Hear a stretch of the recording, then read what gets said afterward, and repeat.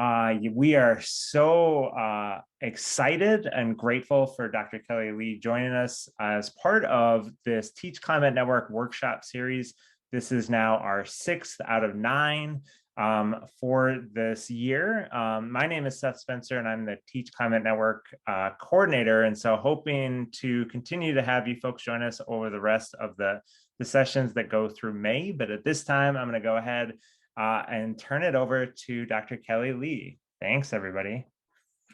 All right. Thank you so much for joining us today. Again, if I have teachers in this space right now, we really appreciate you. We know how long of a day it's been, but it's almost Friday, and hopefully you have a 3-day fun weekend plan ahead. So I'm Dr. Kelly Lee. You just call me Kelly. I'm also the author of Teaching Climate Change. We'll send out that link shortly, and if you want a discount code, then just let me know. But alongside with authoring this book, which came from my experiences teaching in a variety of spaces, I taught for almost 10 years in the areas of chemistry, nanoscience, and earth science in inner city LA. Went back to my own community to teach. But I also taught at a variety of other schools too. I'm sure wherever it is you are, maybe you've heard of Beverly Hills, El Segundo High School, Orange County and Foothill as well. So there's just a variety of spaces that I've been, had the privilege of working with students and teachers and administrators. But shortly after my time as an educator, I was also an instructional coach for the state of California. So I flew up and down into very rural areas, high SES areas, low SES areas as well, to help teachers think about how to take on science in the 21st century. So what does that really mean? And how do we prepare our students to be able to enter this world as critical scholars and also those that can make informed decisions? And so this book came from my dissertation journey and work at UCLA, because I was once a department chair in Los Angeles, and my school was quite large. I supported 22 science teachers in my own department, teaching all the subjects. And at the time, we were early adopters for NGSS. And so we were revamping curriculum, and doing all that we could to meet the different standards for our low income, historically marginalized school district that was Title I. And we had no idea what we were doing with climate change. And I was then a lead for my district in trying to figure that out. And so when I was pursuing my dissertation work, I felt completely lost at where to start, because climate change is so big. What do you do? How do you do it? And how do you do it effectively? How do you know you're effective? And so I started this process by interviewing all the public and private universities in Los Angeles, just focused on one area. And I tried to cheat into my dissertation program. I just wanted to study something already done and then evaluate said program. And then, of course, there was no program. And so I thought, well, that's unacceptable. We have to teach about it. So what do we do? Where do we get support? So I contacted about 50 different environmental organizations in Los Angeles, interviewed all of them to learn more about the mosquito vector control district, what was happening in the Sierra, what was happening with invasive species and the grass that kept catching on fire along the 405. And I just learned so much, and then started working with some national partners at NOAA, NASA, Cornell, Yale, you name it, because I was trying to put together this larger image for teachers to be able to easily grasp onto. And this book is a result of the years of that work, because I know we all don't have years to be able to have those interviews and to be able to network in that way. So I hope that it's helpful. So before I continue on and share a little bit about this session, just a little bit more backstory. I'm also the director of the UC Irvine Science Project here in California, where we service Region 9. We work directly with students, teachers, and administrators. We co-teach, we do lesson studies together, but we also prepare teachers to think about NGSS through an equitable lens in terms of how they teach, how they take on NGSS, because it's one thing to know the framework, it's another thing to enact it in specific ways. And simultaneously, also the executive director of the UC CSU Environmental and Climate Change Literacy Projects. It's one of a kind. It won't be the first, and it better not be the last in the United States. Innovative partnerships between all public universities in California to support students to be climate champions. And how do we do that? Through our wonderful teachers.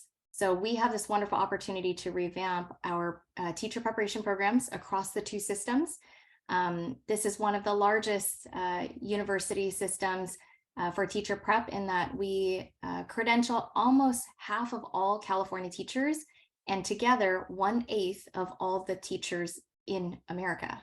So we're hoping to make a huge impact in being able to think through how to prepare teachers to teach, and teach in ways that activate agency, because the knowledge itself is just not enough at this point of the crisis.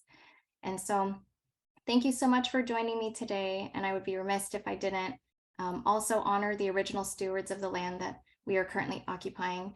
Seth went ahead and put in the chat an opportunity for you to identify the native land that you currently live and work on as well. And I'll ask that he pop that in one more time. But let's go ahead and start with our land acknowledgement. So I'm joining you all today from the land of the Tongva, who are Los Angeles's first people. We honor and celebrate the Tongva, who have just recently reclaimed their land in Los Angeles for the first time in 200 years. We recognize the need to pay tribute to the legacy and ongoing efforts of the Tongva people by continuing to support their call for reconnection, healing, and justice. To move beyond a land acknowledgement, we commit to confronting and dismantling systems of oppression through education and our everyday actions to ensure that we do better. This means that we make consistent efforts to unveil deep and complex historical context within the communities we serve, so that the types of actions we participate in or advocate for are not actually part of the problem of supporting the erasure of the very people we seek to honor and uplift unknowingly. We recognize the Tongva people as the original stewards of this land, and we hope to be worthy of what they cultivated and continue to fight for in our collective efforts to see climate and environmental justice within our lifetime. So again, if you would be so kind to share where you're joining us from, I'll just pause for about 30 seconds, and then we'll continue on.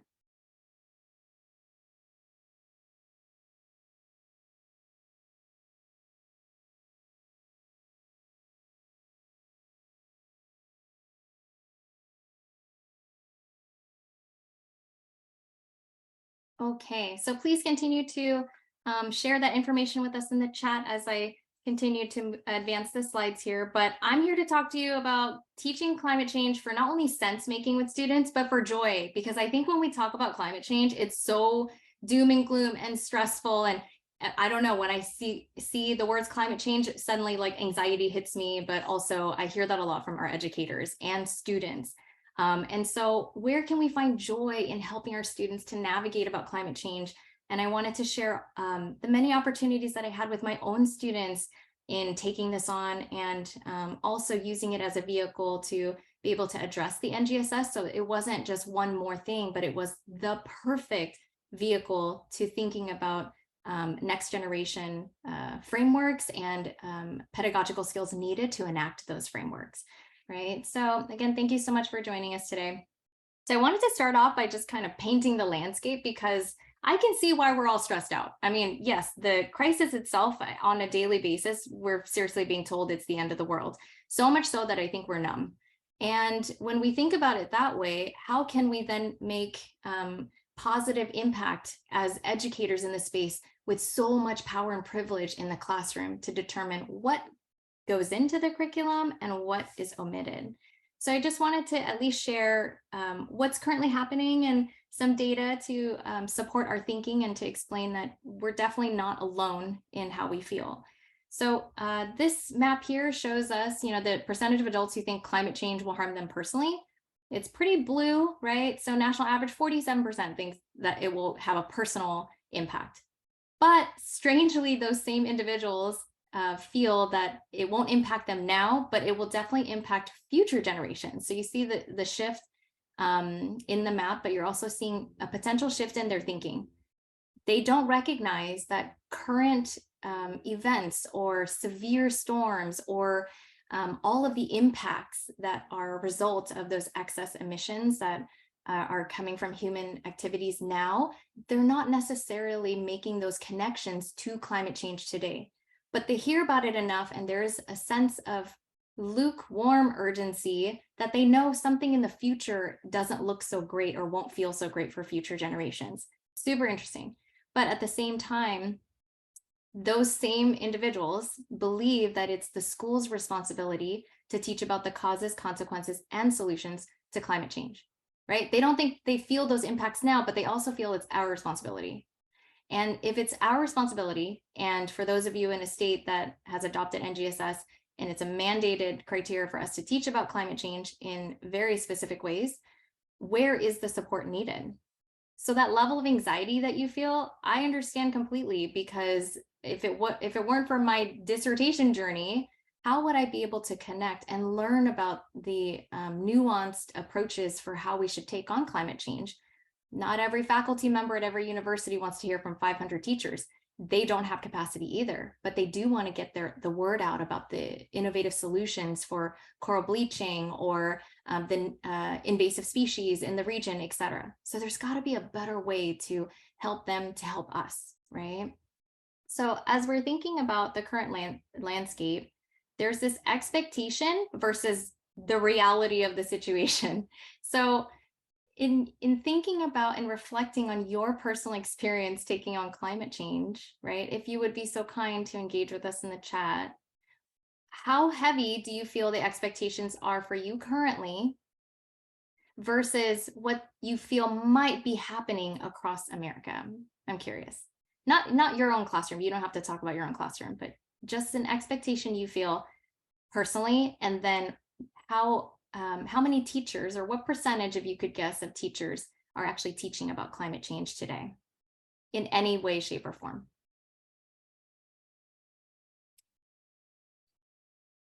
And then again, when you're ready, go ahead and engage with us in the chat.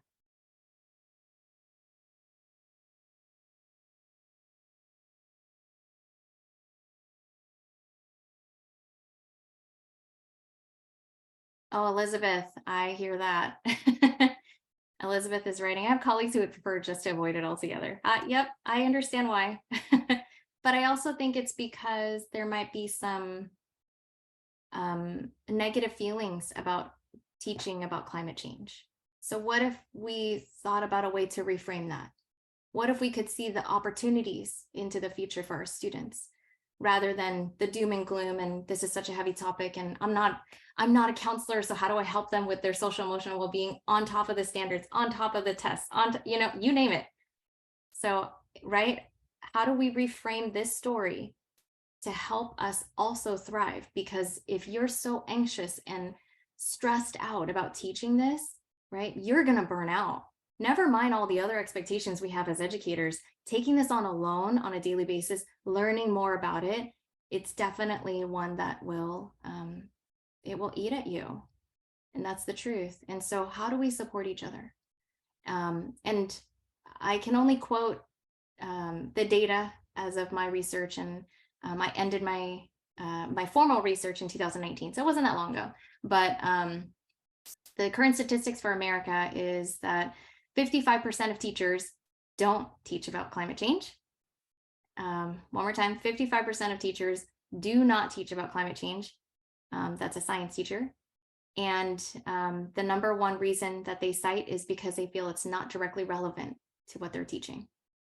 So there's already a disconnect, right? And on the flip end, those who do take it on average, spend about 1 to 2 hours on the whole crisis for the whole year. So I don't know what the structures of your school might be, but for me, I used to teach traditional and then also block. That's one class period, essentially. But when you think about that and you communicate it that way to students, that also sends a message to students that it's really nothing to worry about. We're only going to spend one day on this. It's not a big deal. But at the same time, how do you prepare yourself to take it on in ways that can be interwoven throughout the school year as opportunities to explore innovation, solutions, community highlights, ways to get involved? How do you do that will refuel them and yourself? Because that's essential, right? So thank you for making me feel like I'm not alone today. But we know that the expectation is this, but really the reality is a complete question mark. We know that supports are happening, like with Climate Gen and this wonderful organization. Here in California, I can speak to that at least. It's happening in pockets across our state. It's not equitable by any means. And we have high demand for support, not enough supporters in terms of like who can offer professional development. We don't even know what is in the professional development. We don't know what is coherent across our state, never mind the United States, right? So there's so many questions that we have, but I don't think that that is a burden for a teacher. I think we need to get our act together and that we need to have evidence and research-based practices to support our teachers. And I'm happy to at least share that we're starting to build that infrastructure here in our state to be able to, again, start with our pre-service teachers in Eclipse and then think about professional learning and contributing to the research body that says this is what is effective with teachers, not only in learning as an adult, but also the pedagogical practices needed across the subject areas, art, math, history, you name it, right? How do we do that successfully when we ourselves have not had that experience necessarily when we went to school? It's like a lot of undoing and a lot of unlearning, but it's also really exciting to reimagine what this new educational space could be. I think it's a huge reframing.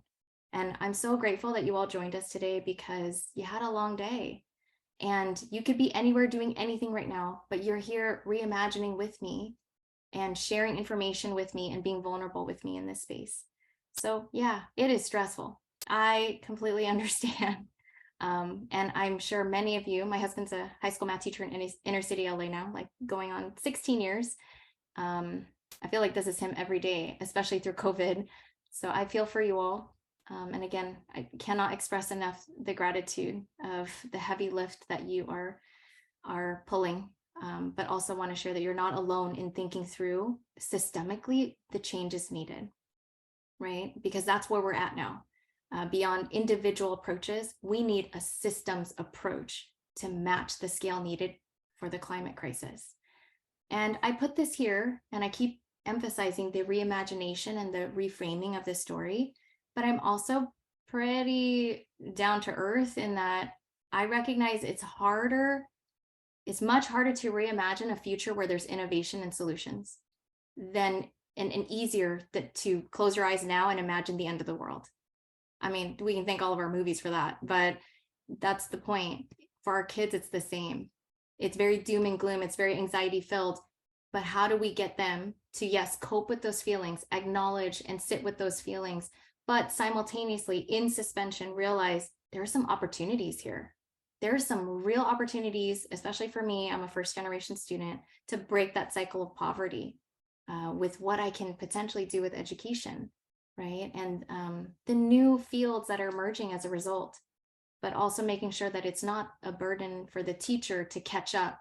It's that we need a seat at the table. And that table needs to be designed for educators to co-construct what those initiatives should be, rather than, oh, we created all these new jobs and, oh, we didn't even think about workforce development. Oh, shoot, we should have invited some teachers to think through CTEs or potential training so that we could really leverage this field and work with our educators together on these potential new courses that relate to these new careers. There is a reimagining happening, and I think that it's important for us to acknowledge that education is untapped for climate resiliency, but no more. The more we talk about it, the more we recognize the power that educators have, right? Then the more opportunity we have to change that narrative too. So we have to center on our why. So I'll pause here. What brought you to this PD today after such a long day of work? What were you hoping to get out of this, especially given the title? If you would be so kind to share with us, please do in the chat. Yes, joy. It is so important. And I wish that more workshops centered on joy, opportunity, like really thinking through how to reframe this, because why would teachers ever show up to talking about the crisis in such a negative way? You could Google that. You didn't need me to scare you today. Like you could Google that, but what you can't necessarily get is that sense of community when you show up to a space like this and interact with others, and to find that community, right? So again, thank you so much for again joining me today.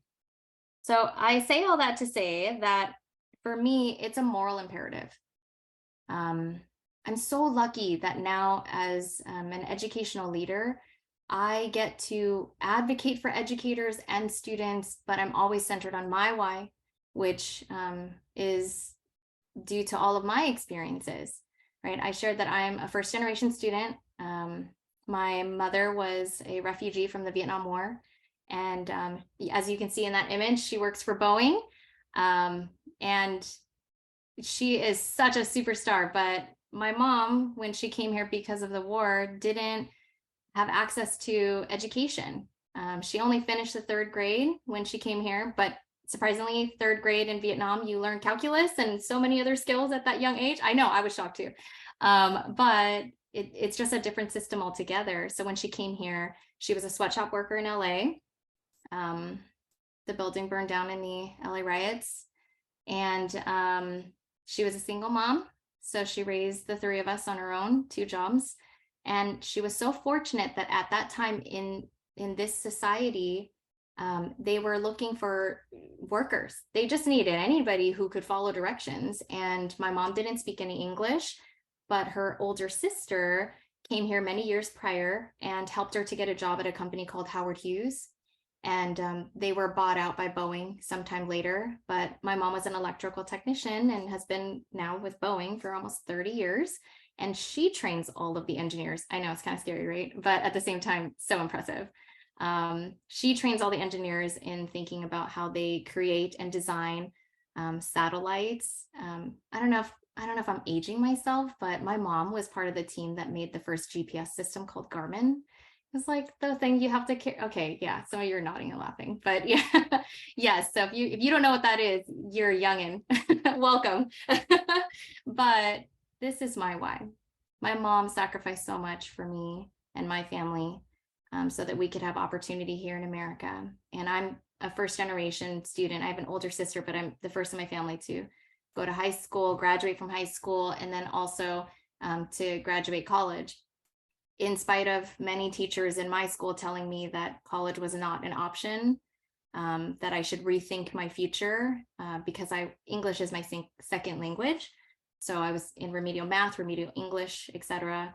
But here I am 5 degrees later. And I say that to say that you should never underestimate the power that you have. I know the structures and the challenges of what working in a very political school district could be, but you have so much power and privilege in your own classes to design that space for students, and great rationale, because you're not alone and you're not doing this alone.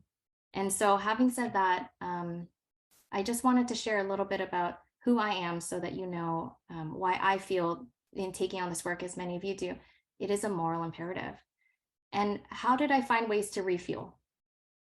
I surrounded myself with educator allies. Never went to a lunchroom. I don't know if that makes sense to some of you, but I was definitely a teacher leader in my school, and it was important to find other marigolds out there as well, and to support our pre-service teachers in making sure that they can reimagine with us what the future could look like for our students, even though we ourselves have never experienced it. And relatedly, how did I support students in finding allies as well, helping students to find their affinity spaces? So much of today's, I have a 5 and a 7-year-old, schooling is really about helping students social emotional learning and well-being through COVID, and there's so much that has happened in terms of their mental health. It's so important for them to have affinity spaces, especially if they have anxiety about the climate crisis. And they might not have a lot of teachers that they can turn to talk about this with, because as some of you mentioned earlier, they avoid it altogether for a variety of reasons. But if there isn't necessarily a safe space, where can they go to ask questions? Where can they ask if the sources that they're looking at are credible? Where can they go to find the answers or come up with answers together, right? So help them find affinity spaces, help them to develop those clubs, help them to connect with their community-based partners.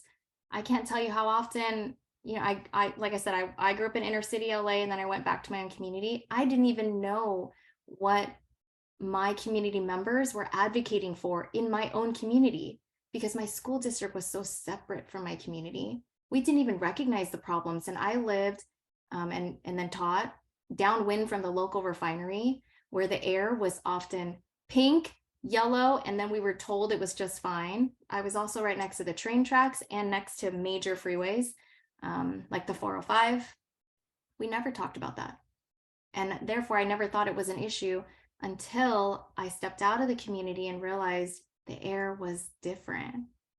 And I know that sounds strange, but I grew up next to the freeway, and then I moved downwind from a refinery and all these other, other things essentially. And it wasn't until I went to San Diego and breathed in the air when I got out of the car that I realized my everyday life is very different for a lot of people too, but I didn't know what to do about it. But imagine, though, if we could reposition our schools, starting with small classrooms, as spaces where they can explore community issues with solutions in mind, not just talking about the thing to talk about the thing, but to position students as the drivers of potential solutions of that thing. What do you want to do about it? I don't have all the answers, but we can model the nature of science together. We can go through the process of science together. I can help you to find sources and show you how to do that and show you to critically think, because we assume that they know how to do that, right? But the second thing is, you got to do more things that bring you joy. My husband knows that this is my everyday reality, and that I connect with educators and students and administrators. And one night I caught him just like going on a spiral, like news, like doomsday, like reading, and he couldn't sleep. It was like 2 o'clock in the morning. He was like, Kelly, do you know about this? Do you know like do you know what the permafrost is? Do you know what's coming out of the permafrost? Do you know there's diseases that, and he just couldn't stop. And then I literally put his phone down and I said, you let me worry about that. Because I think when you don't have somebody to lean on to talk to about it enough and to be your authentic self, that's where a lot of anxiety comes in. So find your affinity spaces, find your allies, have safe spaces to talk about this, but reframe the story. Yes, this is not looking so great. This is not looking so great, but this is what I have within my power to do something about that, right? Help students feel that sense of belonging and connectedness with their communities and with the school. This could just be, let's explore, like open it up to your students even. Is there a topic related to, say, if you're teaching about air pollution, if you're teaching about, I'm a chemistry teacher, so if you're teaching about chemical reactions, etc., could we potentially have students think through how that might be meaningful for them to not only learn about the air pollution, but also to do something with that information? At my schools, we were often told by AQMD that the air was fine, only to find out 10 years later that they were underreporting 12 times the amount of pollution. Too late now.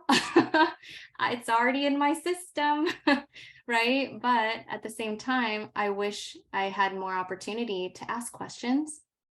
And what would I have done with that information? I would have at least notified the community. We should have like a flag system, some color system of the school where, you know, they put up a color and parents just know, okay, today we all have to mask up, or today the kids cannot go outside for PE, right? Why are we doing that during high heat days when there's heat exhaustion?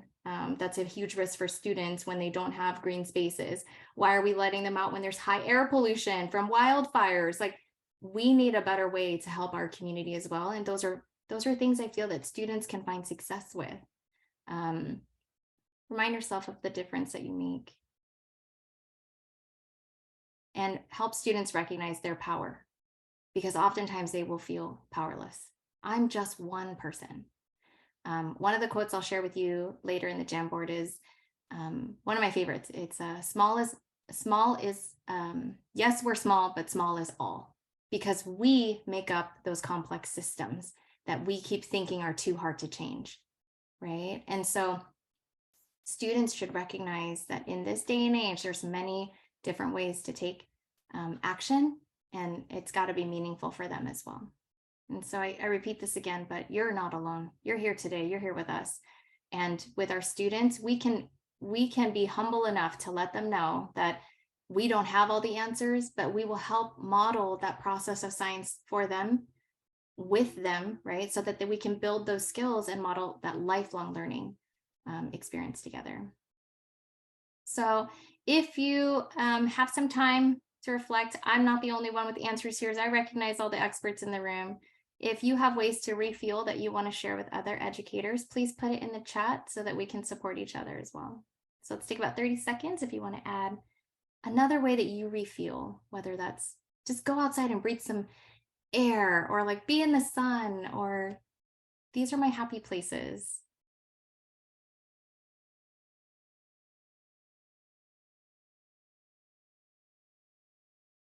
Hug a tree. I love it.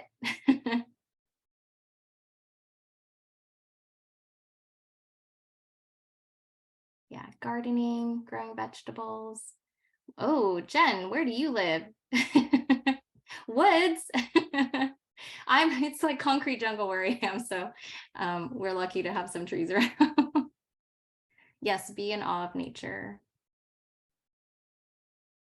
Play a game. I love it. I was a kid again just Monday. My husband took me to a golfing range.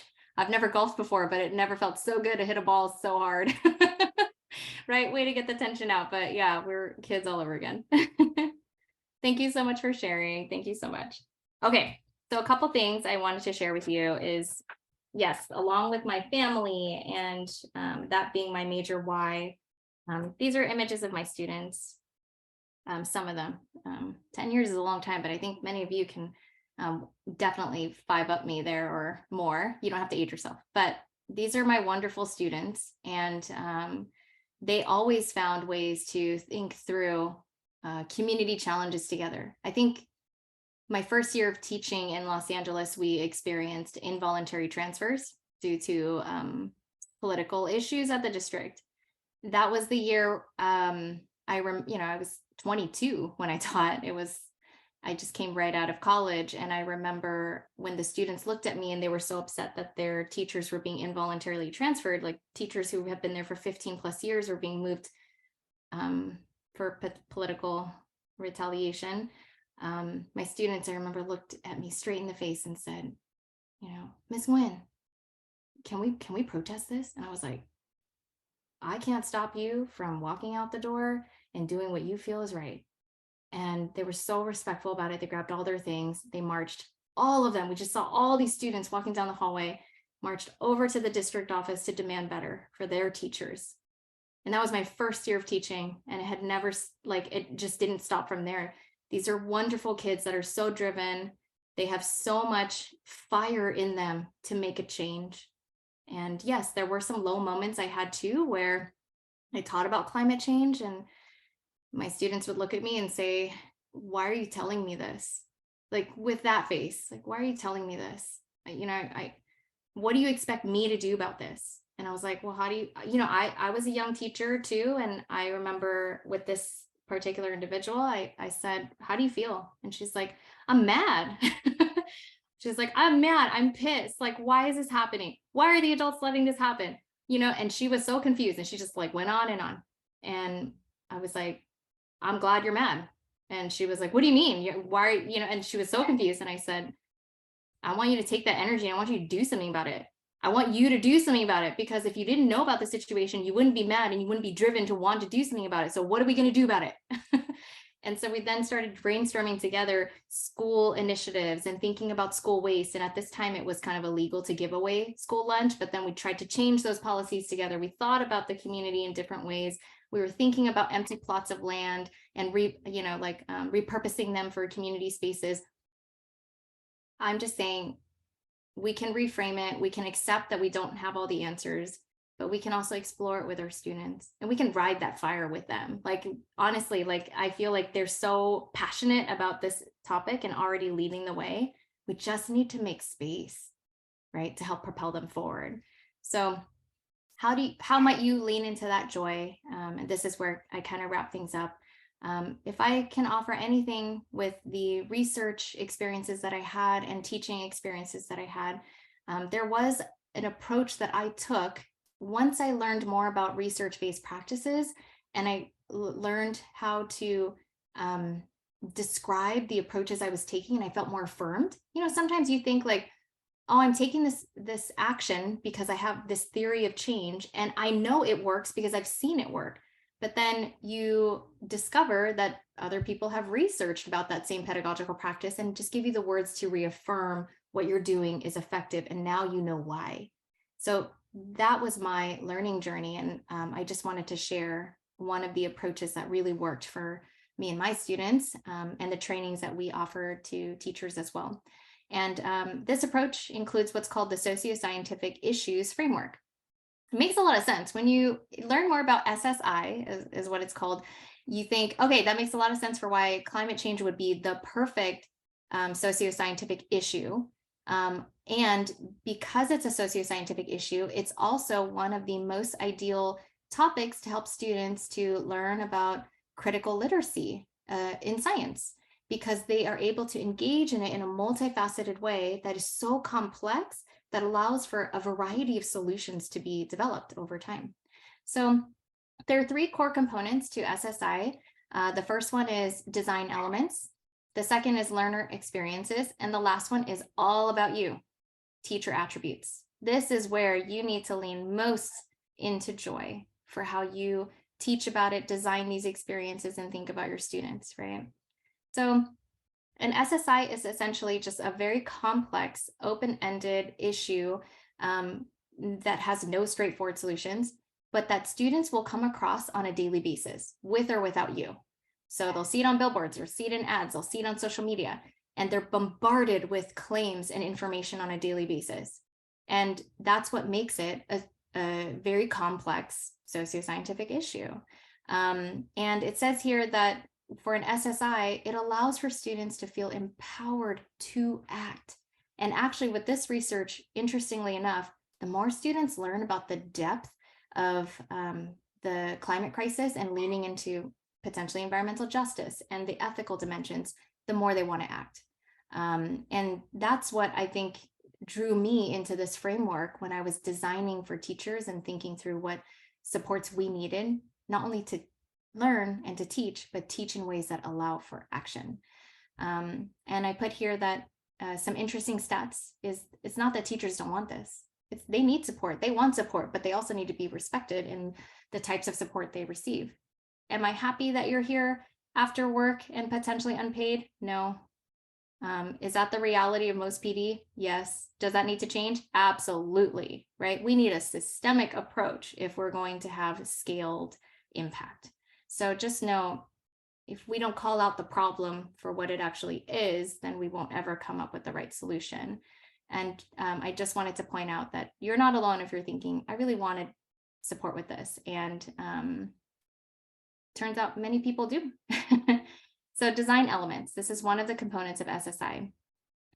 These are some questions that you want to ask yourself, like, do you currently build your lessons around anchoring or investigative phenomenon?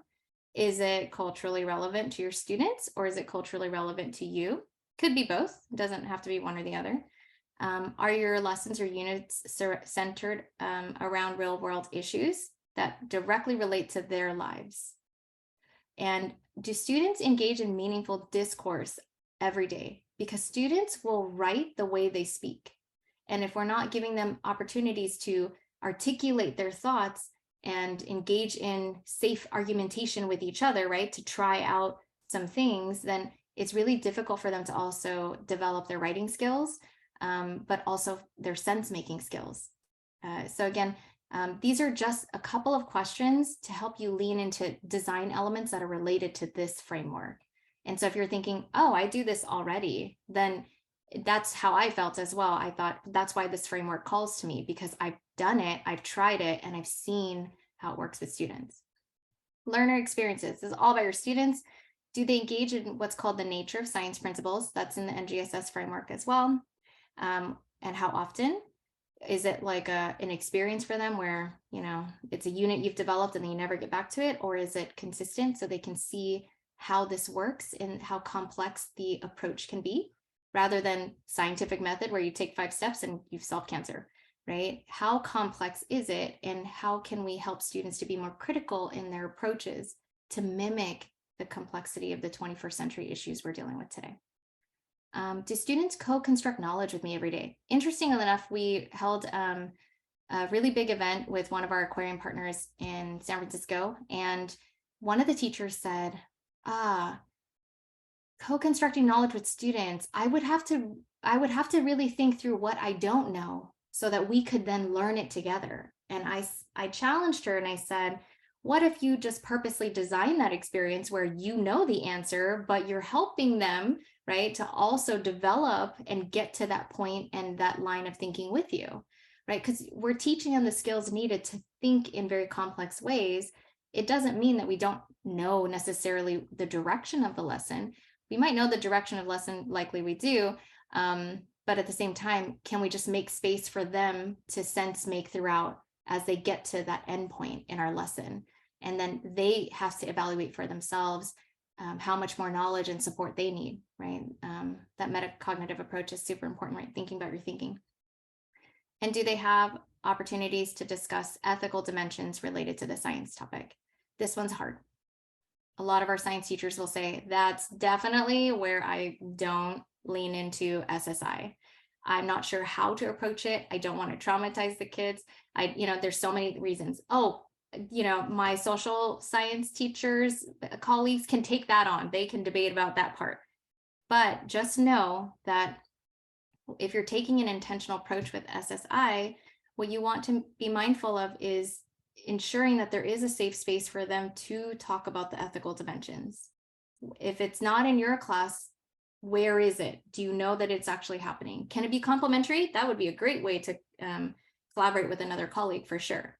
But if you're just leaving it up to the history teacher, who, by the way, may be spewing misconceptions about climate change, that's happened to me, then there is no safe space for them to talk about the impacts of climate change or the environmental injustices that they're experiencing that will be exacerbated by climate change.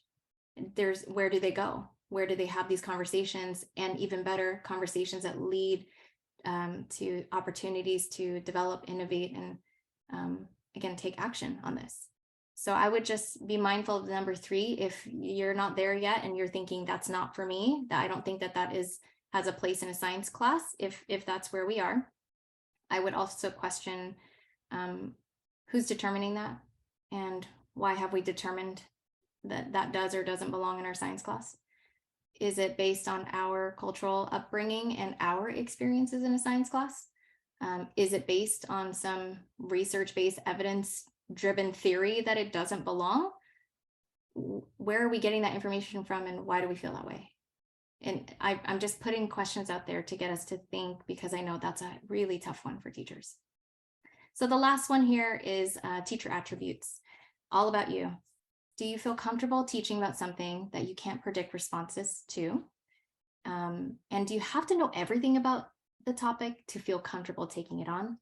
And lastly, do you have to be the expert in the room, right? Because that co-construction of knowledge requires that we shift the power in the class, and that we are deliberate in that shift, right? So having said that, I am going to pause here and ask that Seth pop us into, if it's okay, Seth, just for a couple minutes, pop us into some breakout rooms to reflect on some of the ways that we're thinking about leaning into sense making, but in ways that allow for students to be the drivers of solution, because that's going to bring you most joy when you see them thriving, right, in these areas and taking what you've learned and applying it to something meaningful, right? That's going to have impacts even beyond your classroom space.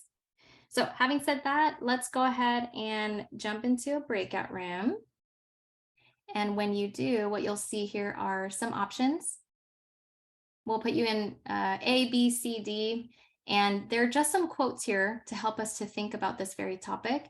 And if you can just click on the Post-it note here and share a thought you have as you read the quote. And the resource that that I would highly recommend, especially in leaning into the emotional side of climate change, is this one. It's called A Field Guide to Climate Anxiety by Sarah Ray. And then you'll also see some quotes from my book in there too that are alternating. All right, welcome back, everybody. We recognize that you likely need some time to process, so I'll keep the Jamboard link there for you all. And then I think Seth is also sharing the slides and the link after as well. So again, thank you so much for joining me today. If you have any questions, want to connect, etc., I'm going to just put my contact information on the page and then pass it back to Seth. So again, thanks all. Thanks so much, Kelly. I'm going to go ahead and just share out 3 quick slides and then, of course, open it up for questions.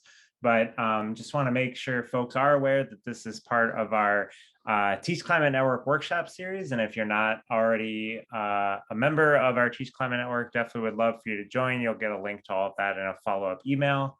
And then also aware that Climate Generation does have some curriculum resources to help support you in climate change education, including a new Becoming a Climate Change Educator resource new this past summer.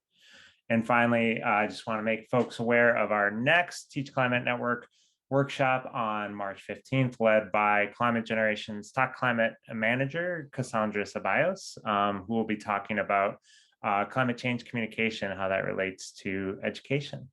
I'm going to stop talking and open it up to any questions for Kelly. So I do have a question. So, I've become aware of those NOAA climate literacy framework, which I feel does kind of correlate with NGSS. And I'm wondering, has anybody done those correlations, like where things would fit for climate education? And yeah, that's my question. Seth, I don't know if you want to jump in there, but short answer is yes. I've actually seen the document that was drafted with many partners, but Frank Napold was on one of them when he shared it.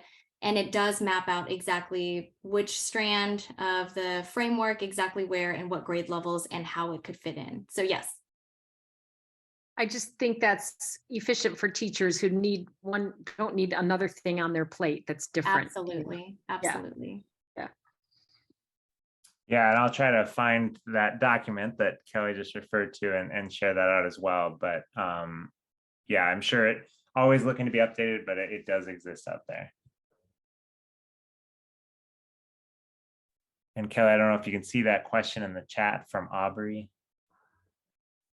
Does any of your research look into how to engage with very young kids? They aren't overwhelmed or scared. NGSS doesn't specifically mention climate until middle school. Yeah.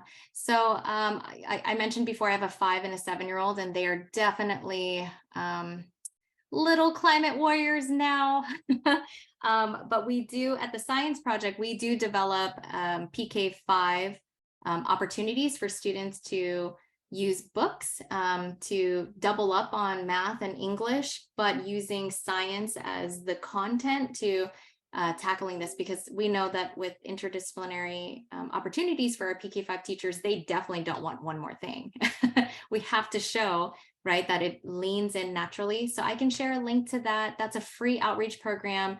Our goal is 30 titles, and I think we just released title 13. But the books are culturally relevant and responsive titles that allow for students to look within their community for opportunities to engage, and designed with UCI faculty, staff, and community-based partners from like the wetlands and the aquarium and what have you. So happy to share all those resources and materials as well. So I missed the beginning of it. I'm currently in parent-teacher conferences. And so I had a few parents here at the beginning, but I had my Zoom window up, and so that way I could at least read through the chat and then catch up after my parents had left the room. And so I'd missed the part. You said that you teach in LA, in the LA area. What subjects do you teach, and how do you fit this climate change curriculum into what you teach? Great question. And I actually don't teach anymore. I forgive you. Sorry. It's okay. No, so I have wonderful partners, and I see some of them on this call right now in California. But I support students, educators, and administrators to tackle not only learning about climate change, but teaching about it in ways that activate student agency across the state now, with all of the CSUs and the UCs and over 600 community-based partners.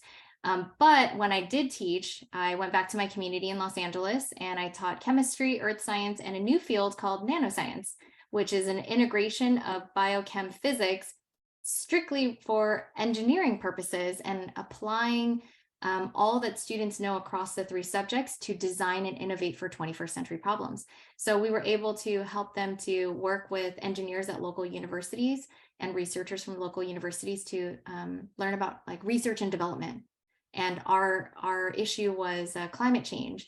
And so I can share some of the results that came from working with those students. One of the teams developed, I mean, it's unfortunately timely now, but back then they developed with one of their researchers a refugee tent that would house 2,000 people, but would be able to use silver nanoparticle technology to not only ensure that the space was disinfected at all times because of the high number of people in them, but also could use nanoscience and technology to filter rainwater so that the individuals would have access to rainwater at all time. And it was a fraction of the cost of what a refugee tent costs now. So I think it was like $200 for this large tent of 2,000 people that had these capabilities, with solar powered by local plants and vegetables, right? So this is how they were able to apply their learning to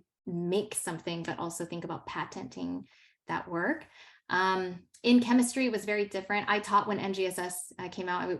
Our district was an early adopter, and it was quite interesting. You could definitely follow the framework and find opportunities to tie in local and culturally relevant phenom for your students to then re-engage throughout the unit, yes. But what I found was most interesting was thinking about ways to actually teach it through systems thinking approach, where we would actually, instead of by topic, it was by Earth's systems that were impacted. So it would actually be Q1, the geosphere, and then the chemistry related.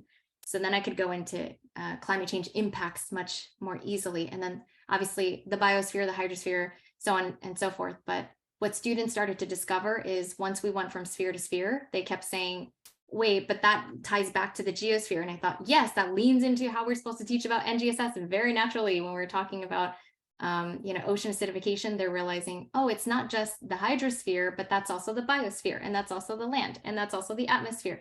So it was a natural lean in that sense. Does that take a whole redesign? Yes. Is that a lot of work? Absolutely. But we can learn from each other. And I think that's why we come to opportunities like this, so that we can share resources, and one of you will take that resource and make it 100 times better than what it was. That's the point, right? Yeah. So I know that that's a vague answer, but there are definitely a variety of ways. And not a shameless plug, I put in my book there, if you need a discount code, we have one for 40% off with free shipping. But in the book, it also allows for you to think through a systemic approach to building out your units that leans into NGSS naturally, but also in ways that activate agency. So, yeah. Well, thank you, Kelly. I had the opportunity to rewrite geoscience or earth and science curriculum in a 3D fashion, and I wrote it in that way, looking beautiful. specifically at the spheres, and then connecting it to obviously climate change in many different ways. But I proposed a course for next year, and it's going to get approved for a weather and climate course that I'm really excited about. In my previous life, I was a broadcast meteorologist, so I have a background in weather. And so I am excited to share my experience about that, but then also tie in climate and climate change. That's incredible. I hope you put your contact info out there. I'm sure like a bunch of light bulbs are going off right now. Yeah, I'll throw my email in the chat, and hopefully I can get some connections across the country that I'm going to be building this course organically. So Wow. I'm really looking at tying in as much as I can to it. It's a semester long course, so there's only so much you can pack in, but I'm willing to take any information, advice that anyone else has out there. Yeah. And if I'm we just can, gonna cut Oh, in quickly sorry, Zach, go as ahead. we are. No, we can keep talking, but I just want to thank everybody that has joined us. I'm gonna end our recording, but feel free to stay on. But thanks again, Kelly, for sharing tonight. Thank you, Seth.